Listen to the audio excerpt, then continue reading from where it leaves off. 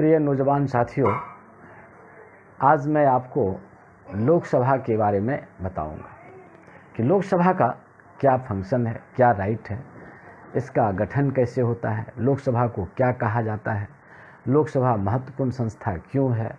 ये सारी बातों पर आज हम लोग प्रकाश डालेंगे, इस पर फोकस डालेंगे और ये बताएंगे कि भाई लोकसभा कैसे सबसे बड़ी संस्था के रूप में है, जनता की सबसे बड़ी प्रतिनिधि संस्था के रूप में है। आइए तो हम लोग लिखते हैं लोक कल्याणार्थ हेतु, लोक कल्याणार्थ हेतु बी नारायण सर की अनुपम प्रस्तुति, बी नारायण सर की अनुपम प्रस्तुति। टॉपिक आज होगा, टॉपिक होगा house of people, house of people, house of people यानी लोकसभा, लोकसभा या इसे ही हम लोग क्या कहते हैं, ये लोकसभा, ये लोकसभा ये कहा जाता है। आज हम लोग इसी लोकसभा के संदर्भ में हम लोग देखेंगे कि आखिर ये लोकसभा क्या है। तो इसके संदर्भ में हम लोग आज फोकस डालते हैं, ये लोकसभा के संदर्भ में। तो देखिए ये लोकसभा में क्या है भाई, ये कौन सी बात है लोकसभा में, इस बात को आप ध्यान से देखिए, अटेंशन प्लीज। क्या है ये लोकसभा? तो ये जो लोकसभा है, ये लोकसभा, ये एक लोकसभा, ये सबसे बड़ी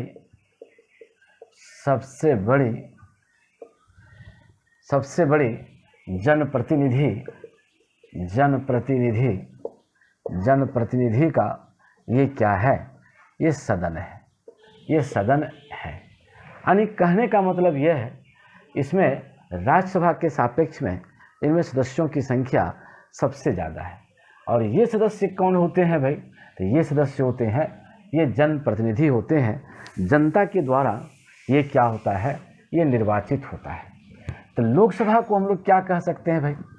तो लोकसभा को हम लोग कहते हैं house of people, house of people. यही क्या है, ये है लोकसभा, ये लोकसभा, ये लोकसभा। तो ये इसको हम लोग क्या कह सकते हैं, ये निम्न सदन कहलाता है। ये क्या कहलाता है, ये निम्न सदन कहलाता है। यही कहलाता है हाउस ऑफ पीपल, यही कहलाता है हाउस ऑफ, ये क्या कहलाता है, ये हाउस ऑफ पीपल कहलाता है। ये हाउस ऑफ पीपल कहलाता है। इसमें कुल सदस्यों की संख्या कितनी होती है भाई? ये कुल सदस्यों की ये संख्या, ये कुल सदस्यों की संख्या ये कितना है, 545। और अधिकतम सदस्यों की संख्या कितनी होगी? यह अधिकतम सदस्यों की संख्या, ये सदस्यों की संख्या, अधिकतम सदस्यों की संख्या ये होगा 552, ये होगा 552। तो जो अधिकतम दिया गया है और यहाँ है वर्तमान का, ये है वर्तमान में, ये है वर्तमान के कुल सदस्यों की संख्या 545 और अधिकतम सदस्यों की संख्या कितनी होगी, ये 500। तो इसमें कुल सदस्यों की जो संख्या है ये कितना है, ये है 552। तो अब हमको ये देखना है कि ये जो 552 सदस्य हैं ये कैसे आते हैं। ये जो 552 सदस्य है, दिस 552 मेंबर्स, ये कितना है, ये मैक्सिमम मेंबर ऑफ लोकसभा। तो ये जो 552 सदस्य हैं, मैक्सिमम मेंबर ऑफ लोकसभा, ये है मैक्सिमम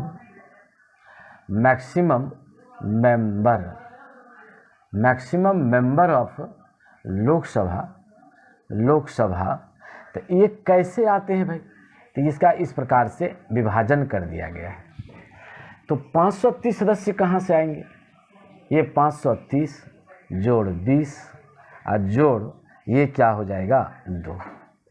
तो 530 जो होगा ये कम्स फ्रॉम स्टेट्स, ये कहाँ से पहुँचते हैं? ये कहाँ से हो जाएगा? ये स्टेट्स से हो जाएगा। और 2 यहाँ से 20 कहाँ से हो जाएगा? Union territory of states, union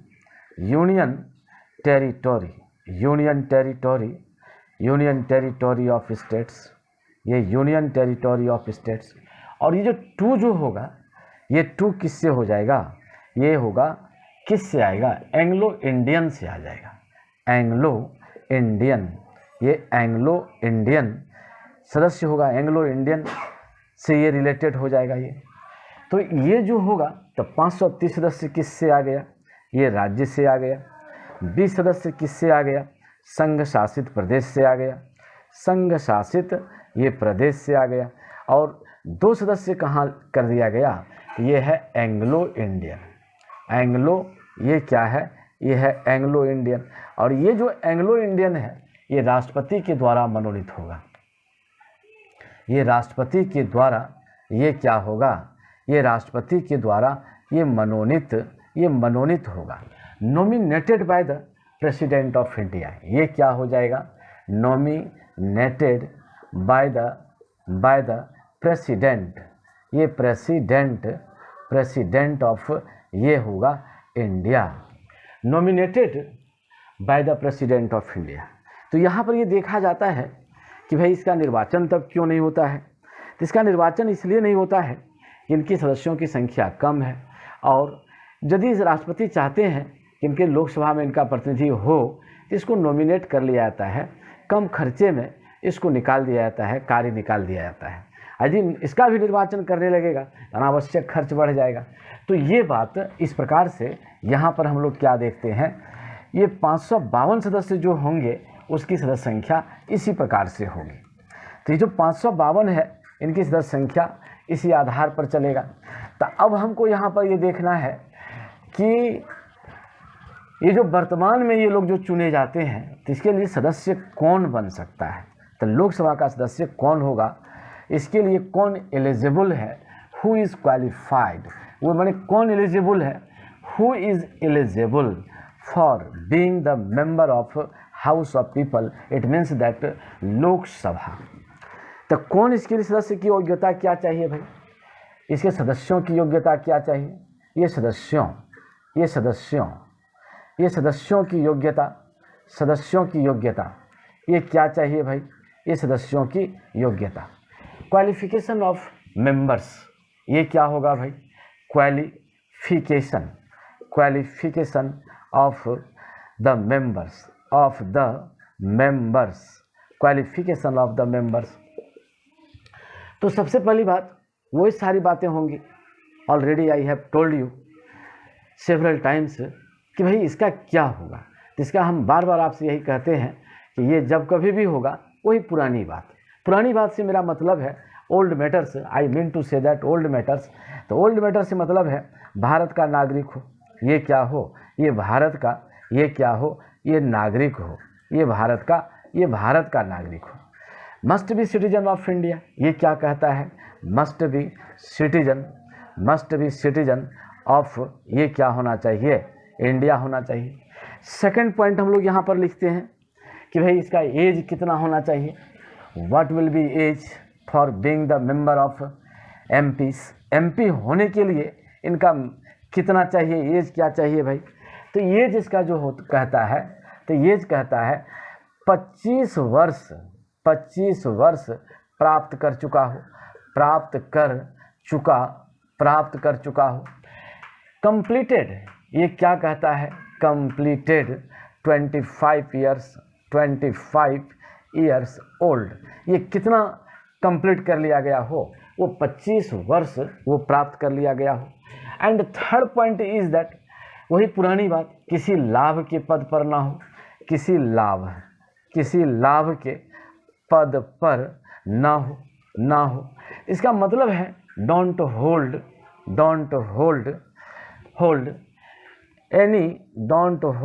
any office of profit, ये क्या कहता है? ऑफिस ऑफ ये प्रॉफिट, ये ऑफिस ऑफ प्रॉफिट ये लाभ के पद पर ना हो। और लास्ट पॉइंट इज दैट ये क्या होना चाहिए? पागल या दिवालिया ना होना चाहिए। तो इस प्रकार से वो व्यक्ति क्या हो सकता है? That person can be the member, can be the eligible, वो क्या हो सकता है? They can be eligible for being the member of Lok Sabha. तो ये बातें, इस बात को हम लोगों ने देख लिया। अब हम यहाँ पर ये देखते हैं कि इसका मत कैसे होगा भाई, मतदान की प्रक्रिया क्या होगी, ये मतदान की ये क्या होगी भाई, ये प्रक्रिया क्या होगी, किस तरीके से ये क्या होगा, ये मतदान होगा। इसका मतदान जो होता है वो क्या होता है? मतदान वो वयस्क गुप्त मतदान प्रक्रिया के अंतर्गत होता है। ये क्या होता है? वयस्क गुप्त मतदान प्रक्रिया के अंतर्गत वयस्क गुप्त मतदान प्रक्रिया अपनाया जाता है। और इसमें कौन लोग भाग लेते हैं? इसके जो वोटर्स होते हैं, जो माने मत देने वाले होते हैं, वो कौन होंगे भाई? जिन्होंने 18 वर्ष की आयु प्राप्त कर लिया है। कितना प्राप्त कर लिया है? 18 वर्ष की आयु इसने क्या कर लिया हो? प्राप्त कर लिया हो। तो 18 वर्ष का भी लड़का ये क्या दे सकता है? अपना मत दे सकता है।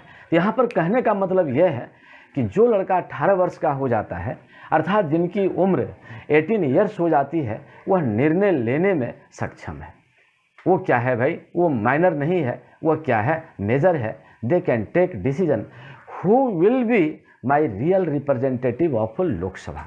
वो निर्णय दे सकता है कि हाँ भाई, हम इनको चुनते हैं, ये मेरा यही राय है, मैं अपना मतदान करता हूँ। क्यों? ये देश के लिए क्या करेंगे? They will do better work for the country. ये अपने देश के लिए क्या करेंगे? ये अच्छा कार्य करेंगे। ये बात इसके दिमाग में रहता है। देखिए, अब यहाँ से हम लोग देख लेते हैं। अब इसका कार्यकाल को हम लोग देखते हैं भाई। इसका जो कार्यकाल है, ये है कार्यकाल, ये है टेन्योर, ये इसको हम लोग कहते हैं टेन्योर। ये टेन्योर इसका कितना है भाई? ये 5 वर्ष है। लेकिन इस जगह दो गो चीज़ आप देख लीजिए, 42वां संविधान संशोधन और 44वां संविधान संशोधन को इस जगह देख लिया जाए। Please look 44th amendment and 42nd amendment. इस जगह दो गो बात को आप देख लीजिए। तो ये हम लोग देखते हैं, इस जगह दो गो बात को देखते हैं। ये देखते हैं किसके संदर्भ में देखते हैं कि जब क्या लागू हो? 352 लागू हो। ये क्या हो? 352 यानी आर्टिकल 352 लागू हो। तो उस अवस्था में क्या होगा? तो उस अवस्था में कहता है कि जब आर्टिकल 352 लागू हो, आर्टिकल 352 यानी हमने आपसे कह दिया है इमरजेंसी के दौरान श्रीमती इंदिरा गांधी ने क्या किया था? श्रीमती इंदिरा गांधी जी ने क्या किया था? तो ये श्रीमती इंदिरा गांधी जी ने यही किया था कि भाई इसका संसद का जो कार्यकाल कर दिया, इसने इमरजेंसी के दौरान 5 साल से बढ़ाकर 5 वर्ष से ये बढ़ाकर कितना कर दिया था? तो 5 वर्ष से बढ़ा करके इसको 6 वर्ष कर दिया। 6 वर्ष कर दिया। ये कितना बढ़ा दिया? 1 वर्ष बढ़ा दिया था। और उन्होंने कहा था इसके संबंध में कि परिस्थिति ठीक नहीं है, देश की स्थिति नाजुक है, that's why I can increase the period of this Lok Sabha. और ये नियम बना दिया कि यदि इस प्रकार की स्थिति हो तो इमरजेंसी आवर में 1 वर्ष इसको क्या कर दिया जाए? बढ़ाया जाए। लेकिन 44वां संविधान संशोधन में क्या कर दिया गया कि इसको फिर से घटा करके इसका कार्यकाल कितना कर दिया गया? 5 वर्ष कर दिया गया। फिर 44वां संविधान संशोधन में, ये 44वां संविधान संशोधन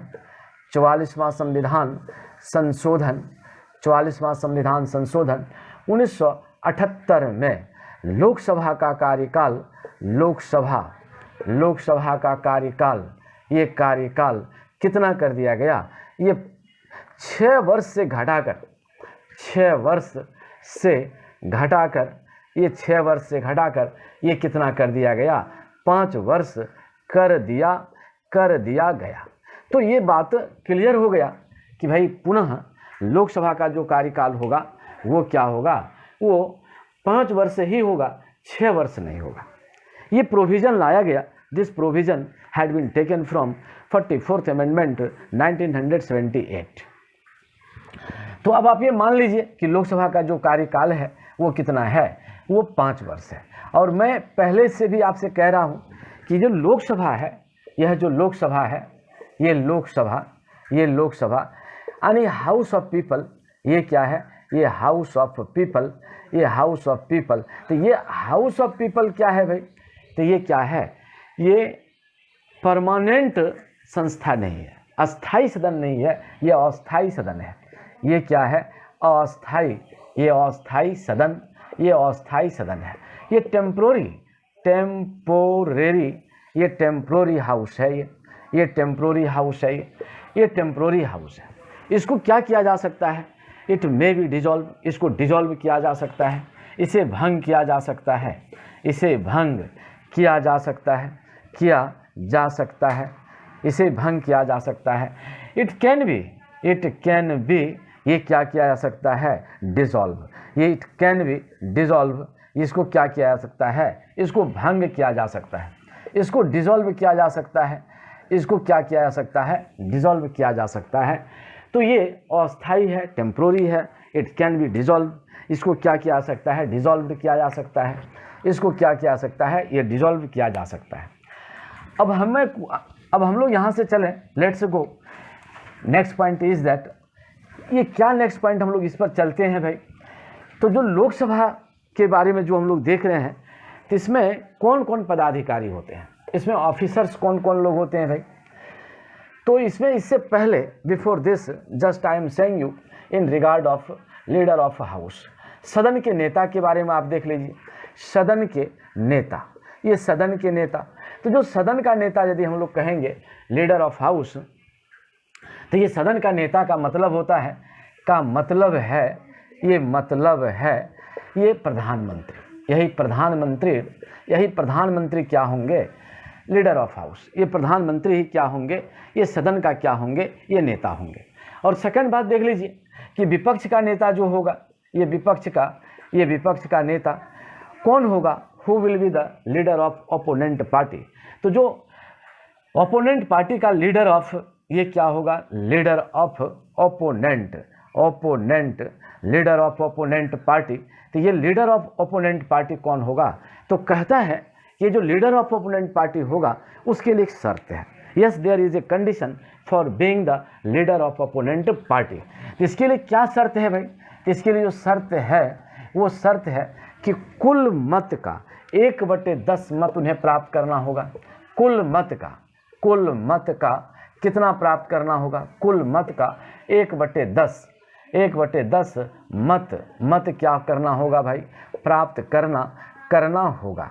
तो जो पार्टी 1/10 ये मत प्राप्त कर लेंगे वही क्या बनेंगे, they will be the leader of opponent party. तो कहता है दे विल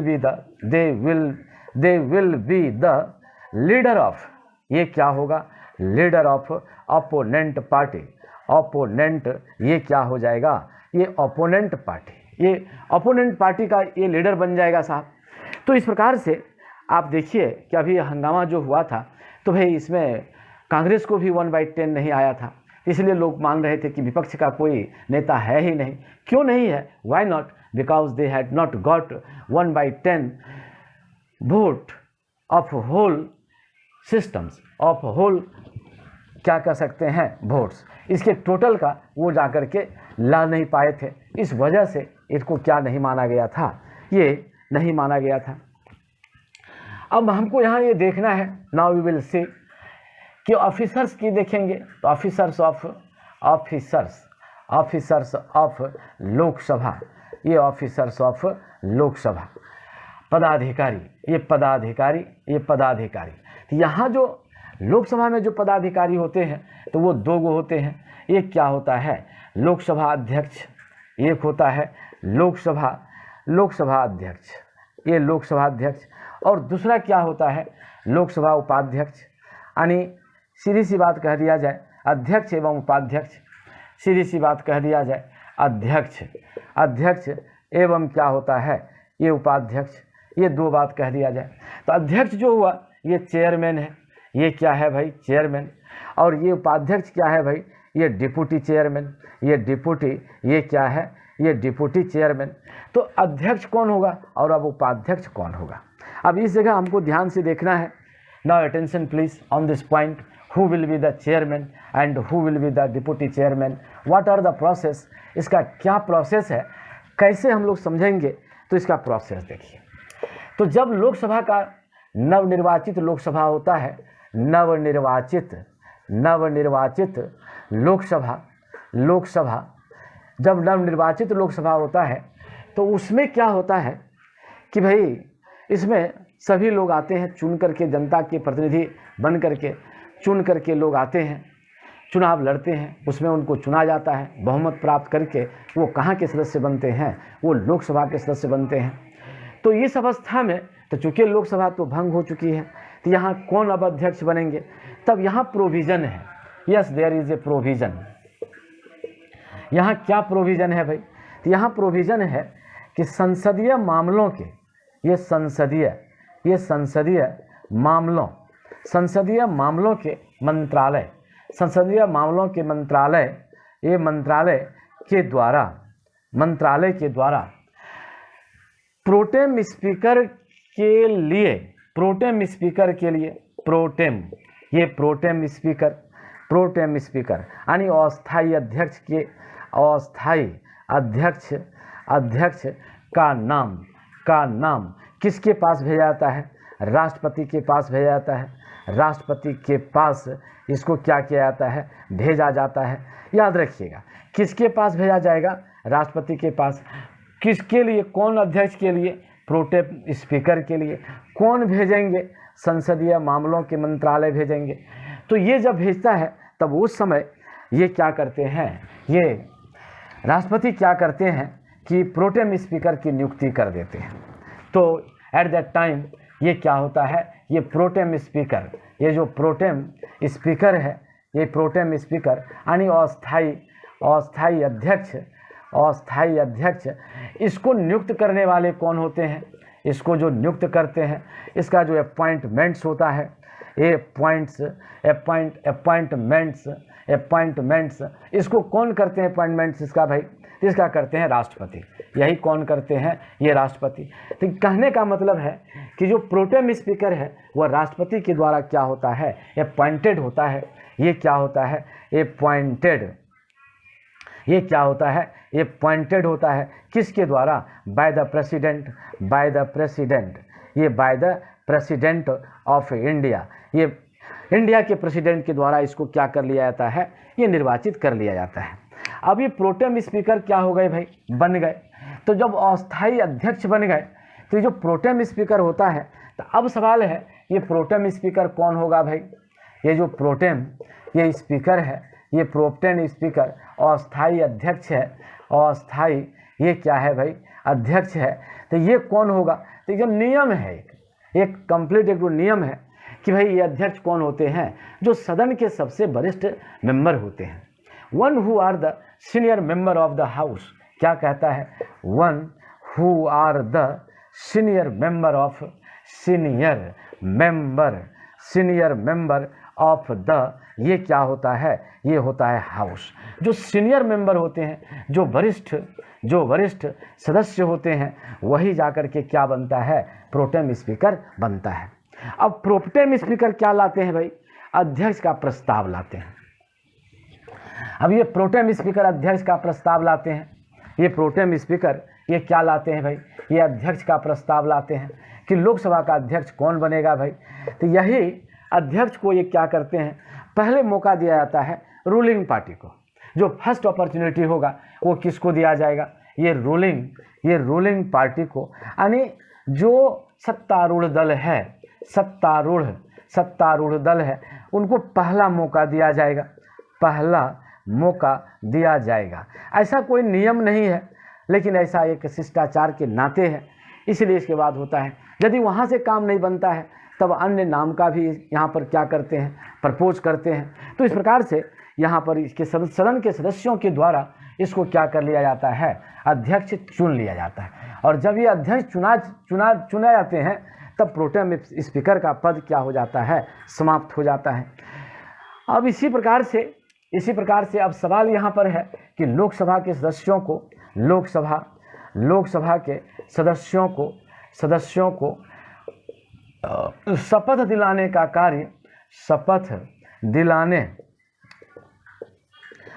का कार्य कौन करते हैं भाई, ये स्पीकर करते हैं। जो लोकसभा का स्पीकर है, अध्यक्ष है, वही करते हैं। प्रोटोकॉल के हिसाब से इसका छठा स्थान है। ये क्या है भाई, ये प्रोटोकॉल के हिसाब से ये क्या है, प्रोटोकॉल के हिसाब से इसका छठा स्थान है। तो इस प्रकार से ये करते हैं। तो स्पीकर को कौन दिलवाते हैं, वो स्वयं ले लेते हैं, स्वयं अपना जा करके वो क्या करते हैं, शपथ लेते हैं। इस प्रकार से लोकसभा के सदस्यों को शपथ दिलाने का कार्य कौन करते हैं, स्पीकर करते हैं। अब हमको देखना है कि इसका जो उपाध्यक्ष होता है, इनका जो उपाध्यक्ष, ये उपाध्यक्ष डिप्टी चेयरमैन, ये डिप्टी चेयरमैन, तो ये कौन बनते हैं भाई। तो कहता है कि लोकसभा के सदस्यों के बीच से ही उनके सदस्य इनको क्या करते हैं, चुन लेते हैं। लोकसभा के सदस्यों के बीच से ही इन्हें क्या किया जाता है, ये चुना जाता है। तो इस प्रकार से इसको भी क्या कर लिया जाता है, चुन लिया जाता है। अब इसका हम लोग लोकसभा का कार्य, अध्यक्ष का कार्य देखते हैं।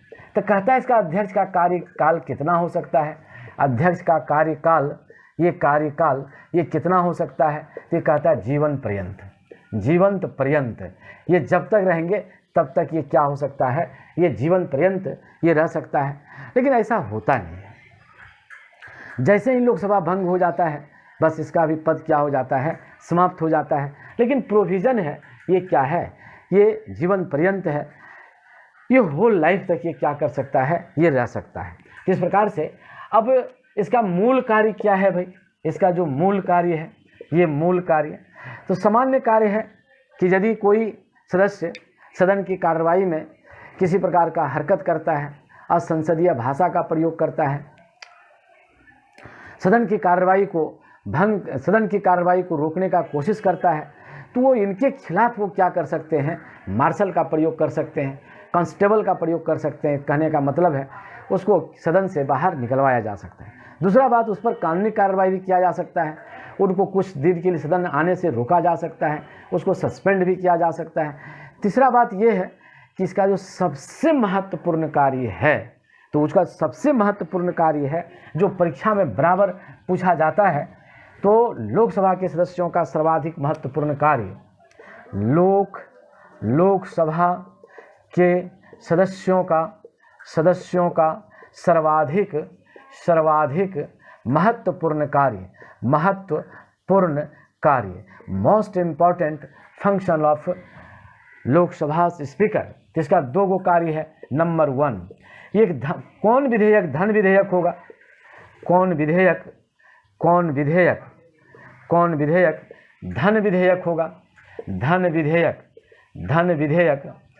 विधेयक होगा।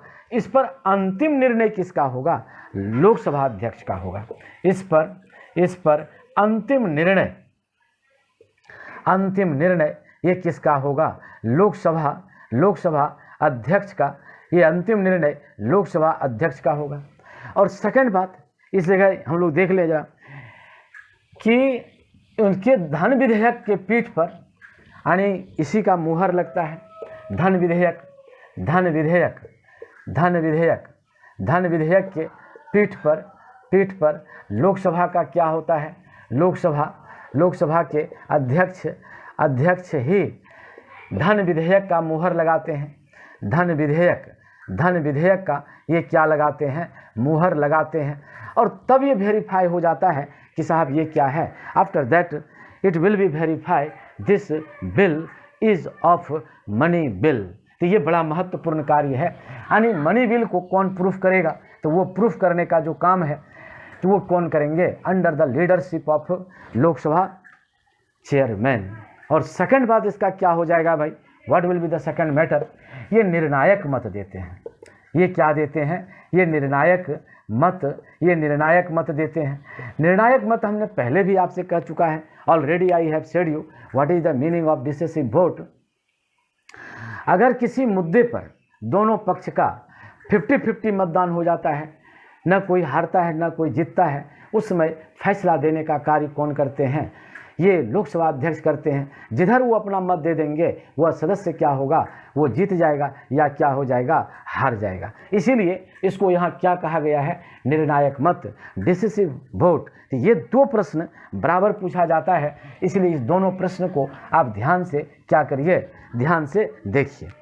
अब थर्ड पॉइंट ये है कि अपना इसको हटाया कैसे जाएगा, इसको हटाने का प्रक्रिया ये कैसे होगा, इसका डिसमिसल क्या होगा भाई, डिसमिसल, ये क्या होगा, ये डिसमिसल।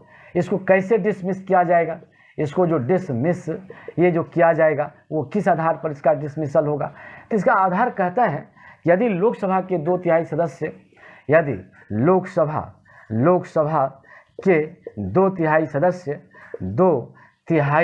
2/3 सदस्य इनके खिलाफ क्या पारित कर देते हों, अभियोग पारित कर देते हों, तो ये क्या हो जाएगा, अपने पद से ये क्या हो जाएंगे, ये रिमूव हो जाएंगे, ये अपने पद से क्या हो जाएंगे, ये हट जाएंगे।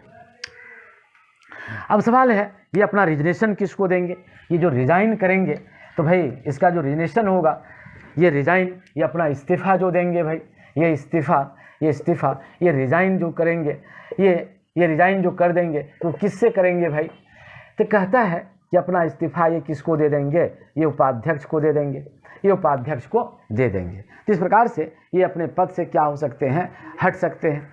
अब उपाध्यक्ष अपना इस्तीफा किसको देंगे भाई, ये उपाध्यक्ष अपना इस्तीफा, अपना ये क्या है भाई, अपना इस्तीफा किसको दे देंगे, ये अध्यक्ष को दे देंगे, ये अध्यक्ष को ये क्या करेंगे, ये दे देंगे। अब सवाल ये है कि उपाध्यक्ष का कार्य क्या होगा, तो उपाध्यक्ष का कार्य ये है कि जब अध्यक्ष अनुपस्थित होते हैं तो सदन की कार्रवाई कौन करते हैं भाई, उपाध्यक्ष करते हैं। यानी अध्यक्ष की अनुपस्थिति में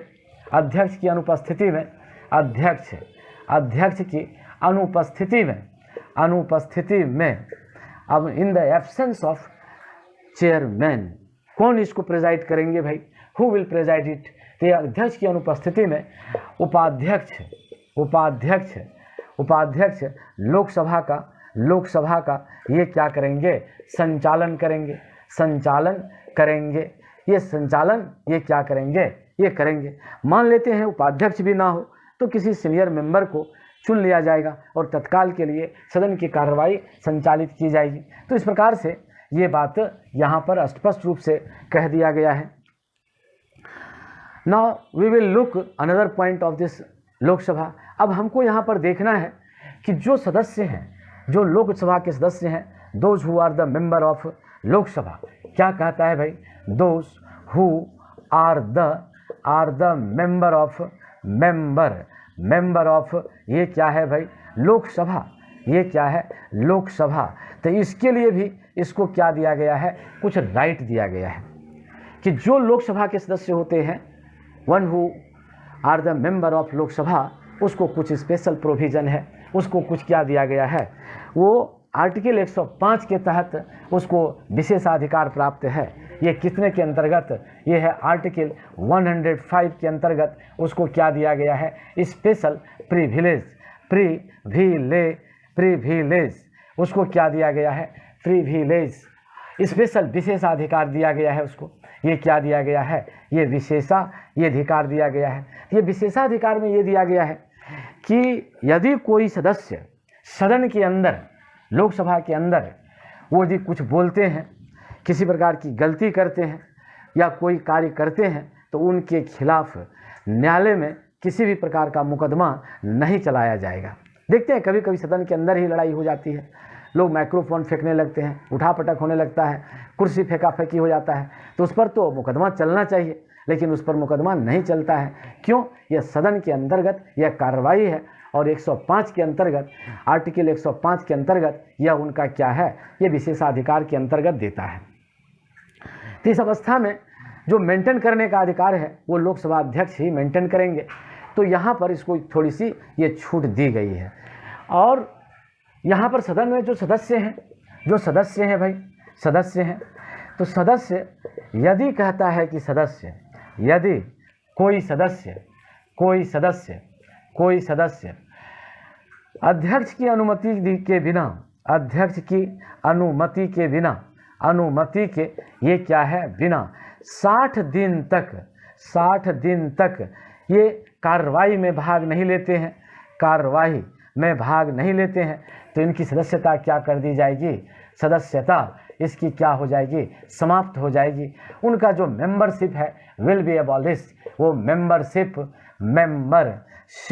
ये क्या हो जाएगा, इसका एबॉलिश हो जाएगा, इसको समाप्त कर दिया जाएगा। यह अधिकार किसके पास है, लोकसभा अध्यक्ष के पास है। इसीलिए उनको क्या करना होगा, जब कभी भी वो बाहर जाएं वो उनको अध्यक्ष को सूचना देना पड़ेगा, तब जा करके यह कार्य होगा, अन्यथा उनकी सदस्यता समाप्त हो जाएगी। तो ये प्रश्न भी पूछा जाता है कि कितने दिन तक, तो 60 दिन तक, किसकी अनुमति के बिना, अध्यक्ष की अनुमति के बिना यदि वो सदन की कार्रवाई में भाग नहीं लेते हैं तो उनकी सदस्यता क्या हो जाएगी, समाप्त हो जाएगी। अच्छा, इस जगह थर्ड मैटर उसको देख लिया जाए कि इसमें क्या कहता है भाई कि क्या सदस्य पर मुकदमा चलाया जा सकता है, सदस्य पर ये मुकदमा चलाया जा सकता है, मुकदमा चलाया जा सकता है। तो कहता है कि सदस्य जो है, लोकसभा के सदस्य हैं, उस पर मुकदमा चलाया जा सकता है।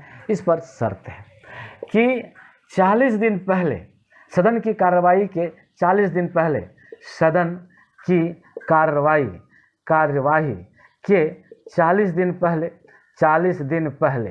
यानी सदन की कार्रवाई होने वाली है, सेशन चलने वाली है, और जिस तारीख से चलने वाली है उसके 40 दिन पहले उसको गिरफ्तार नहीं किया जा सकता है। उनको क्या नहीं किया जा सकता है, गिरफ्तार। ये गिरफ्तार नहीं किया जा सकता है, कांट बी अरेस्ट हिम, वो 40 दिन तक नहीं किया सकता है। लेकिन किस मामले में, ये दीवानी केस के मामले में, ये किस केस के मामले में, दीवानी केस के मामले में उसको गिरफ्तार नहीं किया सकता है। किस में, ये सिविल केस के मामले में, सिविल केस के मामले में इसको गिरफ्तार नहीं किया सकता है, पहली बात। और सेकंड बात, सदन के सत्रावसान के बाद भी, सत्रावसान के बाद भी उन्हें 40 दिन तक गिरफ्तार नहीं किया जा सकता है। किस मामले में, यही दीवानी केस के मामले में। लेकिन यदि फौजदारी केस हो तो उस अवस्था में उनको क्या किया जा सकता है, गिरफ्तार किया जा सकता है। कौन, क्रिमिनल केस यदि हो, यदि क्रिमिनल केस उस पर हो, सपोज दैट यदि उस पर कोई क्रिमिनल केस हो, it may be criminal case on him, then उसको क्या किया जा सकता है, उनको अरेस्ट किया जा सकता है। Then they can be arrest, वो क्या हो सकता है, ये वो अरेस्ट हो सकता है, उसको गिरफ्तार किया जा सकता है। तो इस प्रकार से हम लोग इसमें यहाँ पर देखते हैं। इसी जगह हम लोग जरा सा ध्यान से देख लें अनुच्छेद 108, ये अनुच्छेद 108 में देख लेते हैं, आर्टिकल 108। इसी में क्या दिया गया है, संयुक्त अधिवेशन दिया गया है, संयुक्त अधिवेशन दिया गया है, ज्वाइंट सेशन। ये ज्वाइंट सेशन, इससे भी प्रश्न पूछता है, ज्वाइंट सेशन। तो इसको बुलाने का कार्य कौन करता है भाई, ये बुलाने का कार्य कौन करता है, तो इसको बुलाते हैं कौन भाई, ये राष्ट्रपति। एकदम याद रखिएगा कि ज्वाइंट सेशन को कौन बुलाते हैं, राष्ट्रपति। और इनकी अध्यक्षता कौन करते हैं, तो इनकी अध्यक्षता करते हैं लोकसभा अध्यक्ष। ये कौन करते हैं, ये लोकसभा अध्यक्ष करते हैं। इनकी अध्यक्षता कौन करते हैं, लोकसभा अध्यक्ष करते हैं। तो इस प्रकार से ये बात है। अब 108 में कब भाई बुलाया जाएगा, यदि दोनों सदनों के बीच में, दोनों सदनों के बीच में किसी विधेयक को लेकर क्या हो जाए, रस्साकसी हो जाए, तो ऐसी स्थिति में संयुक्त अधिवेशन बुलाया जाता है। यदि रस्साकसी, किसी विधेयक को लेकर रस्साकसी हो जाती है, रस्साकसी यानी विवाद, यानी क्या हो सकता है, विवाद, डिस्प्यूट, ये डिस्प्यूट हो जाए, तो उस अवस्था में क्या किया सकता है, संयुक्त अधिवेशन को क्या किया सकता है, बुलाया जा सकता है। संयुक्त अधिवेशन को क्या किया सकता है, ये बुलाया जा सकता है। तो संयुक्त अधिवेशन में जीत किनकी होगी, तो संयुक्त अधिवेशन में स्वाभाविक बात है यह लोकसभा की जीत होगी। क्यों लोकसभा की जीत होगी? इसलिए कि इनकी सदस्य संख्या क्या है? अधिक है। इसीलिए यहाँ पर ये बात दिया गया है। अब कहता है कि इसमें सत्र कितने होते हैं भाई? सत्र, सेशन, ये जो सेशन है ये सेशन कितना होगा भाई? तो सेशन मूल रूप से 3 गो होता है। ग्रीष्मकालीन सेशन, ग्रीष्मकालीन सत्र, ग्रीष्मकालीन सत्र, मानसून सत्र, मानसून सत्र, मानसून सत्र और शीतकालीन सत्र। शीतकालीन, ये शीतकालीन ये क्या होता है? ये सत्र होता है। और ये बात बराबर पूछा जाता है कि 2 सत्रों के बीच कितना गैप होगा? तो 2 सत्रों के बीच का जो गैप होगा, 2 सत्रों के बीच का ये गैप, ये जो गैप होगा वो 6 महीना से अधिक नहीं होगा। 6 महीना से अधिक नहीं होगा। यानी 6 महीना के अंतराल पर सत्र बुलाना क्या हो जाएगा? अनिवार्य हो जाएगा। इस प्रकार से हम लोगों ने इसको देखा। अब सत्र 2 जो चीज़ है, एक है सत्र आहूत करता है, तो जिसमें दोनों सदनों को लोकसभा का जिसमें क्या होता है, जो प्रथम बार जो दोनों सदन को बुलाया जाता है और उसका जो बुलाता है तो उनको कौन करते हैं? उनको अभिभाषण जो दिया जाता है वह राष्ट्रपति का अभिभाषण होता है। और वो अभिभाषण रियल में क्या होता है? रूलिंग पार्टी का, वो रूलिंग पार्टी का क्या होता है? रूलिंग पार्टी का वो कार्य नीति होता है। और सत्रावसान का कार्य भी कौन करते हैं? सत्रावसान का कार्य कौन करते हैं? ये राष्ट्रपति के द्वारा किया जाता है। ये राष्ट्रपति के द्वारा ये राष्ट्रपति के द्वारा किया जाता है। तो इस प्रकार से हम लोगों ने ये सारी बातों को देख लिया। अब आज मैं आपसे यही बात कहना चाहता हूँ कि जो मैं पढ़ा रहा हूँ आप उसको रिवीजन अवश्य करिए। बिना रिवीजन का आपकी मेमोरी में ये रह नहीं सकता है। जितना बार आप रिवीजन करिएगा उतना जा कर के क्या होगा? बेहतर होगा। और घर पर ही रह कर के पढ़िए। कोरोना के प्रोटोकॉल का पालन करिए। किसी विवाद में मत फंसिए। अपनी एनर्जी को बर्बाद मत करिए। एक नियमित रूप से अपना एक रूटीन बना लीजिए और रूटीन के तहत पढ़िए। कभी मन में निराशा आने मत दीजिए। और सदैव मैं आपके परिवार की, आपकी क्या करता हूँ, मंगल कामना करता हूँ। आप स्वस्थ रहें, सुंदर रहें, अपनी पढ़ाई को जारी रखें और एक दिन अच्छे पद पर जा कर के हमको दिखावें। इसके लिए मैं आपका बहुत बहुत धन्यवाद आपको देता हूँ। Thank you.